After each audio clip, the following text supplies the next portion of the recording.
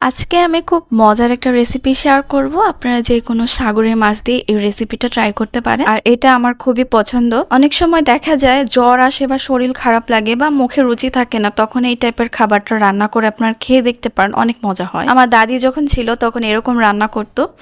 তো এখানে আম্মু কিছু পেঁয়াজ কুচি, রসুন কুচি, কাঁচামরিচ, সামান্য আদা রসুন, হলুদ, মরিচের গুঁড়া, লবণ এবং তেল দিয়ে ভালো করে মেখে নিবে। এটা যত মাখানো হবে এটার একটা গ্রান আসবে এবং এটার যে টেস্ট এটা তত বেড়ে যাবে। ঠিক আছে, দেখুন ভালো করে কিন্তু মেখে নিচ্ছে আর অনেকটা সময় নিয়ে এটা মাখতে হয়। এরপরে হচ্ছে এই যে দেখুন যে মাছগুলো এখানে হচ্ছে সাগরের পোয়া মাছ দিয়েছে। আমরা পোয়া মাছ খুব পছন্দ করি। এটা পোয়া মাছ, ট্যাংরা মাছ, বাইলা মাছ, আরো কিছু মাছ আছে, সুরমা মাছ। এসব কিছু মাছ দিয়ে আপনার সাগরের মাছ দিয়ে এভাবে রান্না করে দেখবেন, এত মজা লাগে। চাইলে এটা কিন্তু তেলাপিয়া মাছ, অন্যান্য মাছ দিয়েও আপনার রান্না করে খেতে পারেন। ঠিক আছে, আর এটা কিন্তু লেবু পাতা দিয়ে রান্না হয়। দেখুন পরিমাণ মতো পানি দিয়ে দিচ্ছে, কারণ এটা কিন্তু ভালো করে মেখে নিয়েছে। আর মাছটা কিন্তু মাখা যাবে না, কারণ তখন তো মাছটা ভেঙে যাবে।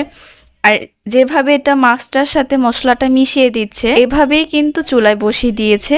আর এই যে গাছের লেবু পাতা আম্মু মাঝখানে যে ডগা ছিল সেটা ফেলে দিচ্ছে। আর রান্না হয়ে যাওয়ার 2 মিনিট আগে এই লেবু পাতাটা দিয়ে আবারও ঢেকে রাখতে হবে। আর এই রান্নার মধ্যে একবারও নাড়াচাড়া দেওয়া যাবে না, তাহলে মাছটা ভেঙে যাবে। আর এমনিতেই বুঝতে পারবেন। আর চুলার আঁচটা কিন্তু মিডিয়াম থাকবে। ঠিক আছে, আর দেখুন তরকারিটা কিন্তু হয়ে গেছে। আরো সুন্দর সুন্দর রেসিপি দেখার জন্য অবশ্যই ফলো দিয়ে রাখবেন। আল্লাহ হাফেজ।